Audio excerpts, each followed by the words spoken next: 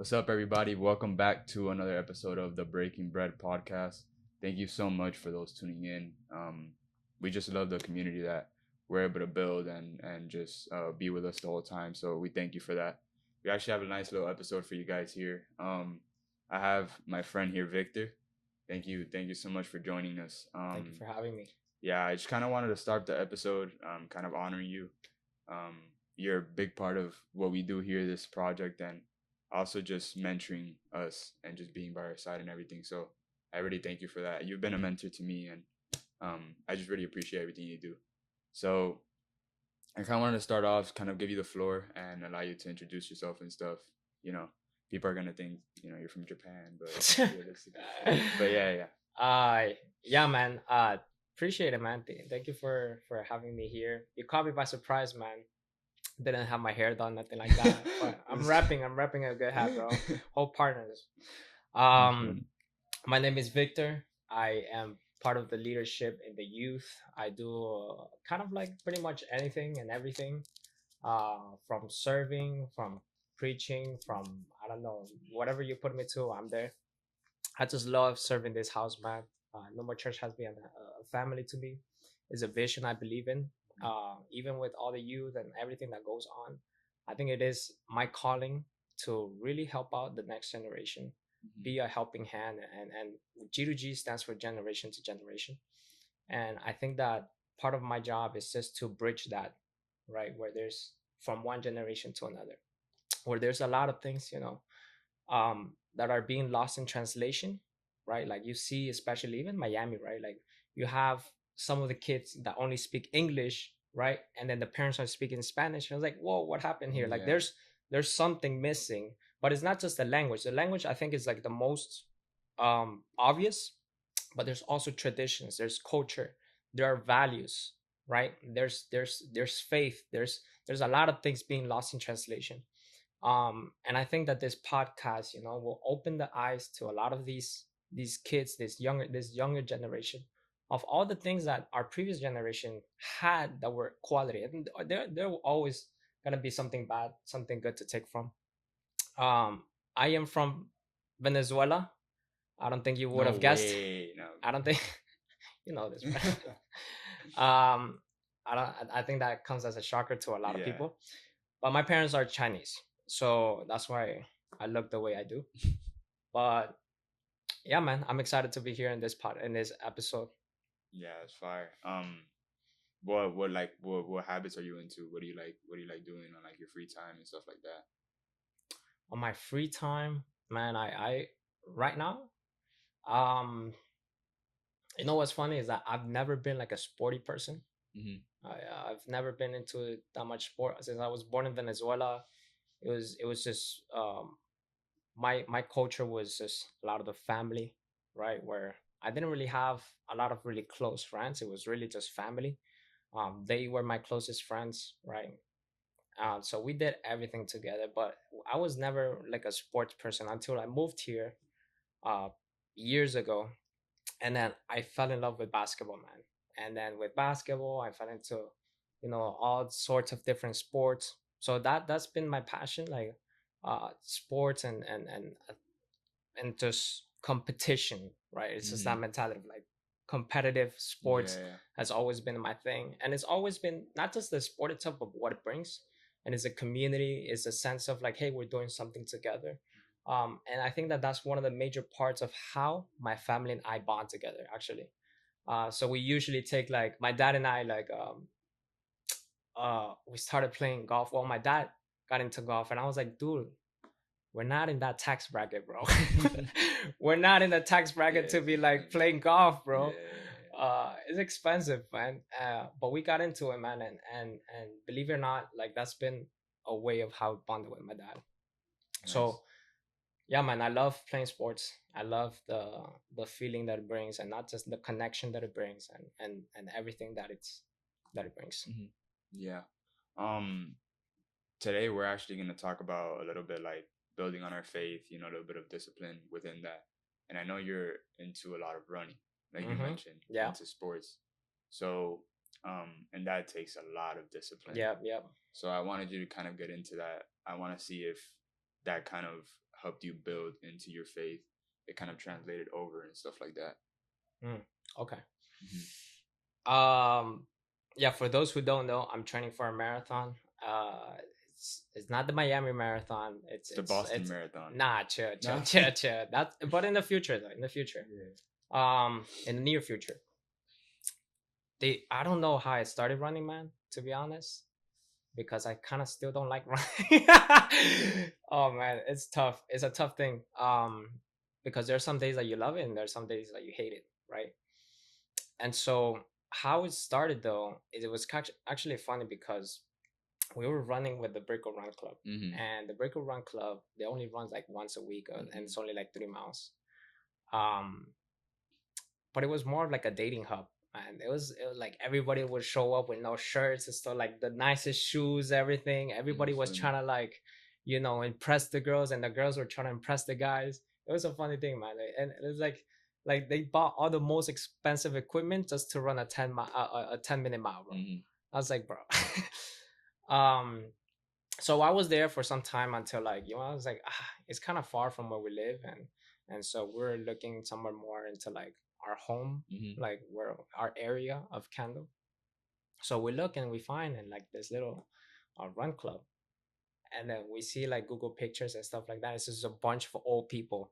No. Those are the best A though. bunch of old people, man. Like we literally like with bonsai and everything, like with the beer belly and everything. I was like, nah, I don't know. I'm gonna give it a try. First time we go, 6 miles. And it was like, oh, that's today's an easy day. To 6 miles. I was like, what? But I've never, by then, did you have like, were you practicing already or? man, I was just doing like 3 miles a week, bro. Yeah, bro, And that's like crazy. 6 miles, that's 2 weeks already worth Yeah. of running, bro. Um, and these people were crazy, man. They were like super motivated to like show in every single night, every single day. They run like 4 or 5 times a week. Mm-hmm. Crazy, crazy stuff. And so I got into it. And I was like, oh man, this is kind of cool, like you have this community of like older people who, they're like, I don't think there's anybody there at the time. There was anybody close to my age, like 20, like they were in the 30s, 40s, 50s, Mm-hmm. 60s. Not, I don't think they're 30s. They're like more like 40s and up. And I'm like, man, these people are crazy, bro. So I started showing up, and then for some reason there was just something in me, right, where at the moment I still hate it, not hate it running, but it's like I didn't love every part of it. Mm-hmm. But I have this sense of like God wanted me there. I don't know how to explain it, but it was just a sense of like a new passion rising up from within me. And there's been only few times where God has done that in my life. Mm-hmm. The first time was that I didn't know I was gonna become a teacher and that I would like it. In high school, I would tell, like, I would see my teachers. I'm like, oh my God, these people are miserable. You know what? Yeah. I will hate myself if I ever become a teacher. And then God kind of like was laughing in the background. It's like, yo, bet in You're a gonna couple become of a years, you're gonna teacher. become one, bro. And then I took the chance. I was like, you know what? If God really is asking me to do something, I'm gonna be faithful, and I'm gonna trust Mm-hmm. Him, Mm-hmm. even if it's like, something that in the back of my mind I was like, I don't know if this is gonna work out, and it did. I was like, I found a passion for teaching. um and so for this time I was like, you know what, let me trust, what God is telling me. And so I leaned into it. I started running, and for some reason He gave me like a goal, Mm-hmm. or it was just born. I don't know Mm-hmm. how. Mm-hmm. I just can't explain it. Mm-hmm. um and I was like, man, I want to do a full marathon, and not just do it, but I want to do it under 3 hours. Mm-hmm. And that is a crazy feat to do. Like, Mm-hmm. I saw like stats and stuff like that. Like most of the marathoners who run under 3 hours is very, very small percentage. And we're talking about marathon runners. We're not talking about like marathon, like runners in general. We're just talking about marathon runners. It's like a very small percentage. And I set my bar a little bit too high because I was like, man, I think I can do it. I think I can do it. And it's like, hey, a marathon is 26.2 miles. It's quite a lot. Um, and it's 3 hours of running consistently at a very high speed. Mm-hmm. And so I set my mind to it. I've been training for like last couple of months. And you going back to the question, I think you asked, how has that translated to my faith? the crazy part about it is that that decision in itself has been what has grown my faith. Mm. Um, because outside of that, I didn't really have like, I don't want to say I was sheltered, but I kind of was, because all I knew was church people. Mm.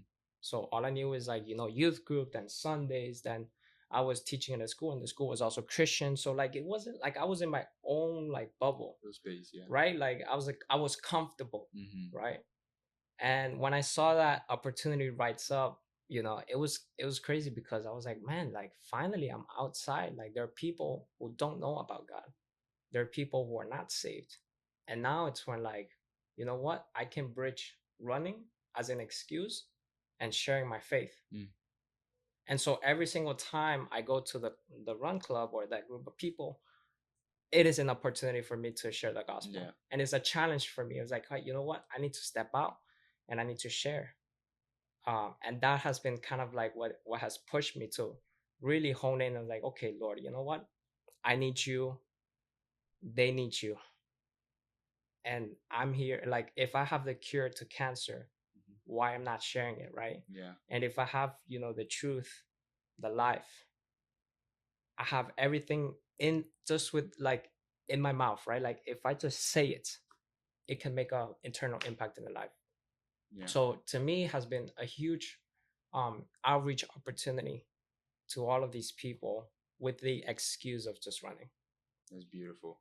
Um, I love how you said that you were comfortable and then now this is making you uncomfortable. Do you think that's why God put you in that place at that certain moment to take you out of that comfortability that you had That's in your interesting, life? man. That's interesting.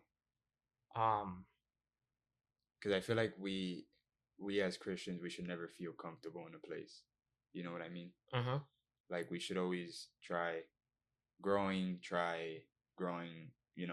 however it is, speaking out, like you said, the truth.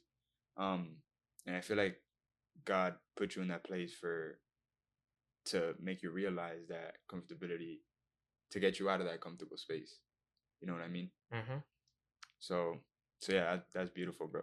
Um, I kind of wanted to shift towards a little bit, now we're talking into faith, but what were some, like, we were talking about running. Mhm. What are some like practical things that you have been doing to find that motivation or find those goals towards running?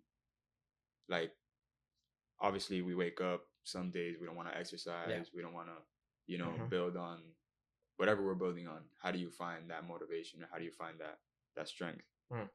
I think number one, um, before you do the what, you need to know the why. Mm. I think a lot of Christians, or just people in general, like they're always trying to do the next best thing, right? Like the end of the year is coming up, right? And we're always thinking New Year's resolution, right? We're always thinking of, oh, okay, you know what, next month I'm gonna do this. Okay, you know what, in this couple of months I'm gonna do this, or next tomorrow I'm gonna do this. And I feel like a lot of times we don't take a moment to pause and think like, why are we doing it? Mm. With what motivation are we doing it? Like, what's the approach towards doing this? Because you had said something about discipline, right? Discipline in running, and in and how does that translate to the faith? And discipline is really not that big of a concept. It's just like, hey, what are you committed to, and and what are you doing to show that you're committed to it? Mm-hmm. That, right? It's literally just that. That's what discipline is. But the thing is, like, we don't stop to think like, why are we being disciplined about this specific area, you know? And so for me, a lot of the times, and it's a matter of heart posture, Mm. where it's not about, hey, I need to read more in the Bible, hey, I need to pray more, hey, I need to share the faith more, and all of those things are great. The doing is great. Like the Bible says, like, don't get tired of doing good works. Yeah. You can get tired of doing good works, but yeah, Yeah. it's not so much about that. It's like when Jesus came, he was testing people's heart posture. It wasn't like the what, like the Old Testament, where it was putting like a bunch of laws. It was listing a bunch of things of what to do and what not to do, and then like, hey, like, be, it's kind of like the kind of to redirect of how you're living life. Mm-hmm. But it wasn't so much about that. And like Jesus came and he actually not only did he come to fulfill the law, but he was like he went above and Understood it. beyond it, Yeah, right? yeah, for Because sure. you can do a lot of those things and yet still sin. Like the Bible talks about, you know, if you hate your own brother, it's the same as if you kill them. Mm-hmm. But I haven't done anything. Yeah, because it's not about the doing so much. It's about why, Mm-hmm. the heart posture. And so it's like, okay, why are you trying to read more of the Bible? Why are you trying to, you know, pray more?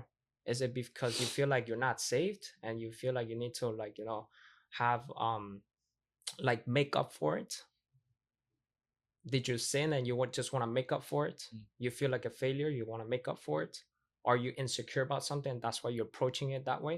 Because if that's the thing, then it's better for you not to do it at all, because you're still feeding into that insecurity by you feeling like, okay, if I'm doing more of this, it will equate to this, right? Like God is asking you to do something, like Lord, um God is asking you to, I don't know, um give up give up your car, let's say something extreme, Mm-hmm. right? And then you go ahead and like, no, no, Lord, you know what, I don't know if I heard you correct, I'm gonna start praying more, I'm gonna start fasting, I'm gonna start doing all of these things, because I don't know if I heard right from you, right? Yeah, yeah. And the thing is like, it's not so much about the doing part, right? It's like the heart posture, like where are you positioned to?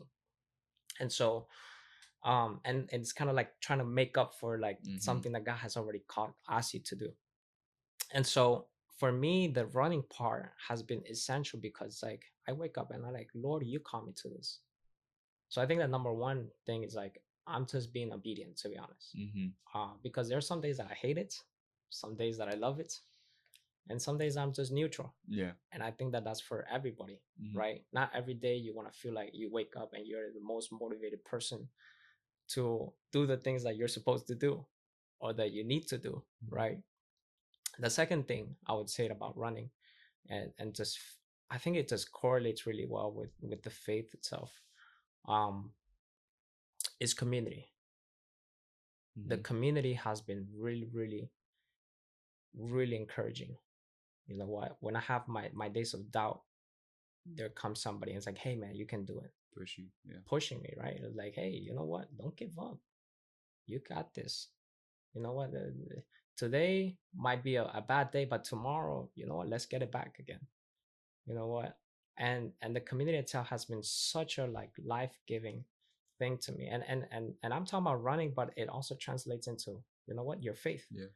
Because faith comes by hearing Mm-hmm. the word of God, hearing, right? Like whatever comes through here, right? But also doubt,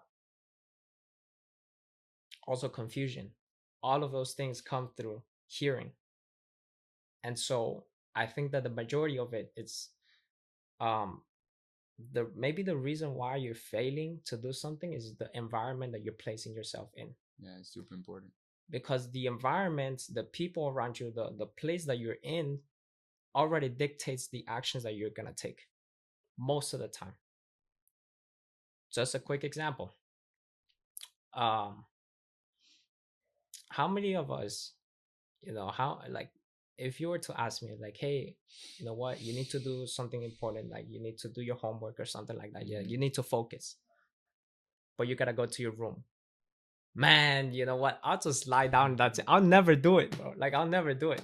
I'll just be so distracted because that place for me, my room, is just for rest, like it's Yeah. just to chill and it's comfort, Mm-hmm. right? Like, what is homework, what is like work, what is all this, bro? Like, You're but not, but comfortable. yeah, exactly. But if I go to school though, that's the setting for me to, oh, okay, if I go to a library, that's the setting for me, like set myself up for success Mm-hmm. with the environment around me. And so I think the biggest part about my faith has been the people around me and what I surround myself with, because they are the the motivators, right? They're the example. They're the people who are also seeking after God. And there's something beautiful when everybody has a common goal, Mm-hmm. where it just feels a more I would say like natural to fall into and to also be led by it. If I see somebody who's doing really well, it will push me to, it will inspire me to do the same thing. if one of my friends is doing really well, it will inspire me to, man, you haven't had one of your homies like, you know what, like you go to the gym, and then my boy just like bench presses like what, 225. 225 You're or like, something like that, yo. and it's like, dude, you did amazing. Yeah. Now it's my turn. No, you know what, it's like, Yeah. that's my turn.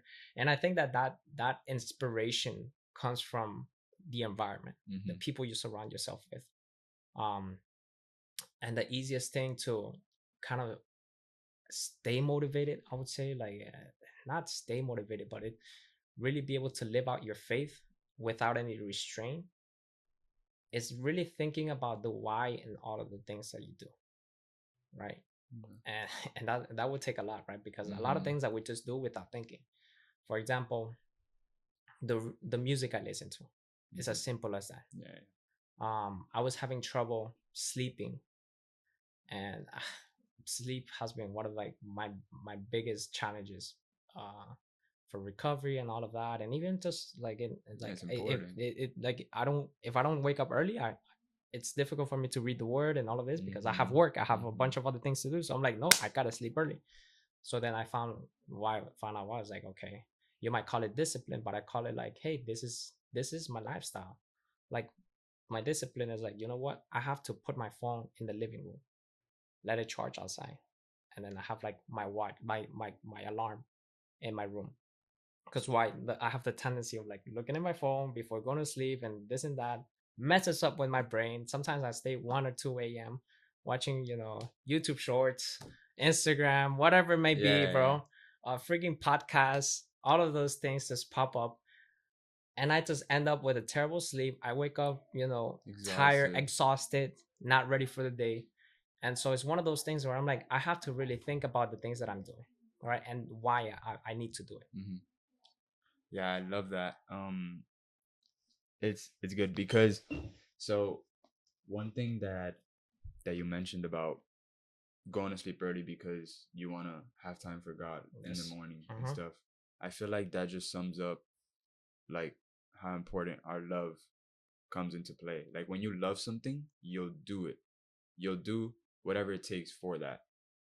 So I feel like something that I was kind of when I was preparing for this, I was kind of just thinking about.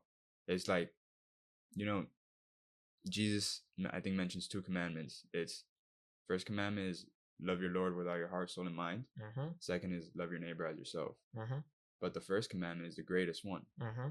So I feel like when we love the Lord with all our heart, our soul, and our mind, the discipline follows. Do you understand what I'm That's saying? right. Yeah. In Proverbs it says that whoever loves discipline loves knowledge, right? And I feel like lately I'm in this kind of cycle where I love I'm learning how to love God more and more. That I'm learning how to love prayer. I'm Uh-huh. learning how to love reading my Bible, which That's is good. super ironic Yeah. because I don't even like reading. Yeah. I hate reading. Uh-huh. But I just feel like it's something it's like beautiful that it's like he's putting that in my heart. Like once you love something, you just do anything to go after it. That's right. And it's the same thing that you were explaining. That's right. So yeah, that's awesome. Same thing with so I'm having the competition. Well, by the time we release it, it'll probably Yeah. be. But um, it's the same thing. It's motivation. It's discipline. Seeing Mateo lift those weights or whatever, I'm like, damn, bro, like that's motivating to me. Same thing how you were saying with your run club, seeing those people, um, running those six Yeah. It miles pushes without you. an issue. Same thing. Pushes you. It's Yeah. it's awesome. And in the church too, you see people in their faith just growing, doing stuff. That's right. It pushes you and it shows you that the love kind of shifts your mindset.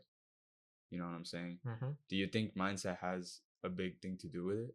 Yeah. As I spoke, I think that, um and you mentioned something very key, right? Like what you were saying, your recent experiences Mm-hmm. about, wanting to do all those things, Mm-hmm. right? Because you love the Lord. Mm-hmm. And I think that there's a fine line between discipline and legalism, right? Because discipline can lead to legalism, right? And legalism is, Can you define legalism? yeah. I mean, I don't know the exact Yeah, definition. but just I kind of like actually, I for some time I went to a Christian Baptist school, so it was like super legalistic, yeah. right? And it's in the sense that, um It's like laws that you gotta Yeah, follow. yeah. Okay. Like you're how should I say? It kind of felt like your salvation was dependent On on your the works things that and you laws. did, Yeah, yeah. right? So it was a lot of it was what you had to do, Mm-hmm. right? Like you had to read your Bible, you had to do this, you had to do that, you had to do that, Mm-hmm. and all of those things are great. Mm-hmm. I'm not saying like there's no shame on that, or I'm not putting like not throwing shade at it, right? Yeah, yeah. Um, I think those things are great, but it got to the point where it just felt like I was very robotic. Mm. We're like, you know what, 6 a.m. Could I go in, open my Bible, read like one chapter, You're doing it like doing without my actually reflection. wanting to do it. I mean, but that's discipline, no, in a Yeah, yeah, sense, yeah, right? yeah, yeah, yeah. I But know what you but that's what I'm saying. Where mean. discipline sometimes can lead to Mm-hmm. Mm-hmm. legalism, Yeah. where Mm-hmm. like your salvation, your joy, your all the fruits of the spirit, like everything that comes in from God, like is dependent on what you do, Mm. right? And part of it is true that like, hey, praying is good. All of those things are like the Bible asks you to, but going back to the main point of it, it's like, where's your heart position? Yeah. The approach is more important than the actual doing. That's what I believe, right? Like I need to approach everything where like I need to check my heart first. It's like, why am I doing more of this? And there's nothing wrong with doing more of it, but it's just like, why am I doing it? Mm-hmm. Right. And as I had mentioned, like, hey, is it an insecurity? Is it something that you're trying to fulfill because you know what, you just don't feel like a certain way, like you feel insecure, you feel inadequate or not qualified, and therefore you have to do more of something in order to feel more competent and all of that. It's like, no, no, no, the Lord has already freed you from the sins. When you gave your life to Christ, like, those things happen immediately, Yeah. right? You already have freedom, you already have joy, you have all of those things to claim, right? Mm-hmm. So when I go and read my Bible, I'm not looking for, okay, God, like, how can you save me one more time? How can you? But it's like, okay, God, how can I connect with you? How can I, put a smile on your face? Mm-hmm. What do you have to tell me today, right? And it's that heart posture of like, before you reading it, going to read into the word, or even serving, or all of those things, it's like, hey, is this just a task that I'm doing? Is this just like kind of something that I'm obligated to do? Mm-hmm. Or is this like I'm doing this out of like, because I is my responsibility? And so if it's just that, then you're not meeting, I guess, the goal that Jesus wants for you. It's like, hey, I want you to do it, you know what, because you want to. It's born out of your heart, out of love. You said it like, Yeah, yeah. out of love. Like there's something like, Lord, you know what, I love you so much, I want to do this. Lord, I am so grateful for you, I want to serve. Lord, I understand the power and of serving, because somebody, you know what, put down their time, their resources for me, and has impacted me. So therefore I want to do the same for others. Mm-hmm. Is that the reason why? Or is it you want recognition? Or is it you want, some other like motives that are outside of those things? And so you see a lot of, those leaders where they get burned out, um because at the end of the day they didn't really like go back to the heart of it. It's like, why are Mm-hmm. you doing this thing? Why are you doing that specific task? And so, yeah, I guess I just wanted to make reference to that, because it is a slippery slope when it comes to discipline and staying consistent with something. Mm-hmm. But you have to check your heart.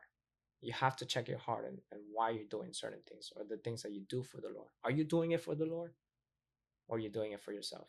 Mm. That's good. Um, do you think repetition is sometimes dangerous in how your heart posture is built? So I feel like sometimes I kind of just read the Bible at night because I set a goal that I'm gonna read every night, and I'm just the repetition is there, and then I look at myself and I'm like, oh, I'm happy that I read it tonight, whatever, that's fine. But I feel like I don't really take anything. Like I'm not studying the Bible, I'm just Mm. reading the Bible. You know what I mean? So I feel like sometimes repetition is great, but I feel like it can also lead to that legalism that you were talking about. Mm. I, again, it's a hard posture, Mm-hmm. right? Okay. And I wouldn't call it repetition. I would call it consistency, Okay. Yeah. right? And if your heart posture is like, you know what, like going back to your example, like if your heart posture is like, you know what, God, I want to dedicate this time to you. Mm-hmm. It's just me and you. I think there's nothing wrong with it, right? Like if that's your heart posture, Yeah. right? There's nothing wrong with also like at starting off, like you need some discipline where like, you know what, it's not easy for me to, let's say, wake up at 6 a.m. And do it. Like it's not natural for me. But because I love the Lord and I've set myself to it, then I want to do it. Mm-hmm. But you see like there's approach difference. So, but sometimes like we approach it like we don't want to do it, but we do it anyways. Mm-hmm. Is that like a bad way to look at it, or like, for example, the example of the Bible, right? Mm-hmm. Like sometimes I don't want to read it, but I do it anyways, and I try to get the best out of it. Mm-hmm. So I don't know, like, is my heart posture like different in that sense? Like, is he gonna? I don't know how to explain it. Like, there's like there's some type of um shift when it comes to me wanting to read the Bible and then me not wanting to read it but do it anyways. Mm. Okay. Yeah, I don't think that you always want to do the things that God That asks you for that to do. yeah, that's why I was kind Uh, of like yeah. shit. I'm not saying like every single day you're gonna feel great and you're gonna do But everything you do how it it out is. of like obedience. And yeah, sometimes you want to do it out of Mm-hmm. obedience, man. And there's a lot of different, like that's what I'm saying. Like Mm-hmm. there's a lot of different approaches, Mm-hmm. right? Yeah, Where yeah, you can come and go for it. Like some people just want to read the Bible because that's like, you know what, this is my bread of life. Like yeah. I need this, and like that's fine. Mm-hmm. But I feel like some people it's kind of like a checklist Mm-hmm. where, you know what, I read my Bible, check, that's it, I'm done. And the thing is, is God is not a checklist. Yeah. He's a person, Mm-hmm. right? And so I think that if we approach God as like a task, as like, you know, an objective, I think we're kind of falling short. But when we come with the approach of, you know what, God is a person, He loves me, right? My heart posture changes because yes, I'm gonna fully dedicate myself to Him with this time. But then what about the rest of the day? You know, there's more to it than just that. Mm-hmm. Um, so I don't know if that answered your question, Yeah, yeah, or kind of like shifted your mindset yeah. on Mm-hmm. that. Yeah, yeah. No, that was awesome. Again, I want to thank you for coming. I think I know it was a little bit short notice, but I think it was great. I really enjoyed it. I kind of want to just wrap it up. Ask you for some advice, because like I really admire like how consistent you are with I see your faith and also with the things that you do outside of it. You have a lot of tasks, a lot of responsibilities in the church, outside of the church, and you manage to get them done every Mm-hmm. week, and I really admire that. So I wanna see if you can give people some advice, me some advice on um how you get this task done in such a timely manner, and does it just sum up to you love the Lord, or is there Mm. something Mm. Yeah, else in man. that? We live. Actually, right before I came here, I was telling somebody, I was like, man, I feel like I'm rushing through everything. You know what? Like life in Miami, it's always like Mm-hmm. plan A, then B, C, D, like Yeah. everything that goes throughout the day. I think it's like life moves fast, man. Life moves really, really fast. But I'll say the first thing, man, is seek His kingdom and His righteousness, and The everything rest will you'll fall into follow. Yeah. place, right? And I think it's important that we do that. You know what? And some people, you know, they do their devotions at night. Some people do it in the middle of the day. Some people do it in the morning. I would say though, do it in the morning, Mm-hmm. because when you wake up and you're filled with the presence and you're filled with the Holy Spirit, you can do things that you didn't, that it would take you 2 hours in 1 hour. Things that would get resolved like this, right? And I would say like number one thing is prioritize. What are things that are important in your life? A lot of times like we get caught up in the day to day because we say yes to a lot of things that doesn't really add up to, you know, God didn't even ask you to do those. You just signed up for it, right? um so I think that's number one. We're like, you seek the Lord first. You ask him to fill you up, right? To be able to Mhm. like fill your tank up so Mhm. that you can go to all the places that you need to be, right? Because if your fuel is empty, man, you're gonna be worrying about each and every single mile that you go into, like in your car, bro. Like I was giving that example the other day where I literally had like it said E. It was on E, bro. It was empty. There was nothing left on my on my tank, and I was literally worrying about, man, am I gonna make it? Am I gonna make it? Am I gonna make it? And then there was a bunch of things that I was like, oh, there's that dude that I feel like needs prayer, but I can't take care of it right now because I'm so focused and worried about my tank because I forgot to fill it. Mhm. And so I think that it's important that we fill our tank first. We get into the presence. We get into our time and intimacy with God, and we get into his word. We get into his presence. We're filled with the Holy Spirit so that when we're filled, we don't have to worry about the destination, right? Like we plan, but he determines our steps, right? And so that's number one. And then again, number two is prioritize. What is it? What are things that are important to you? Um, uh, and how do I get everything done? To be honest, I don't know, man. You just I do wear so many hats, man, but I think that the Lord is faithful. That when I take care of what He has put me to, He takes care of the rest. yeah. And Yeah. I don't know, like that's God's math, bro. Like Mhm. it just doesn't add up. Like I don't have that many hours in my day to be able to do everything that I'm asked to do. Um, but yeah, man, I think that because we live in such a like Fast pace. fast Yeah. pace like place, especially in Miami, I think that it's important that we don't lose sight of what's important, Mm. right? Even sometimes like with serving, it can get very overwhelming because like we're here pretty much like 4 or 5, like 3 to 4 days out of the week, and like okay, when do I spend time with my family? You know what? When do I spend time? You know what? Taking care of my health. Mhm. You know, what about friends? What about people that you need to pour into? Like I love the church, but church is not the only ministry that you have. Actually, it's not even 100%. your first ministry. Yeah. Family is your first First. ministry. Mhm. No matter what people say, like I love the pastor, I love people in church, but family comes first. Is the first ministry they put, Mhm. and so I need to be very careful that I'm not neglecting my family and putting them in the altar of ministry of church. And so for those young Christians, for all of you guys out there that are starting, to serve and all of that. Like I think it's great that you're doing so, but just don't lose sight of that. Don't Mm. lose sight of what's important. And I think that one thing that has really really helped me is just jot down everything. Really have a clear picture, have a clear vision of what is it that you want to accomplish, um, and what God is calling you to do. Yeah.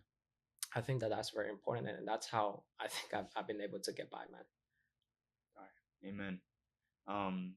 So yeah, bro. Thank you so much for coming. It's been a pleasure. You'll probably come back soon. Yeah, yeah, You yeah. know. So. After the race, bro, I'll let you know how it goes, man. That's funny. But yeah. Hey, if you guys want to keep tuning in, keep on liking, subscribing, and thank you so much for looking at all the videos. We'll catch you next time.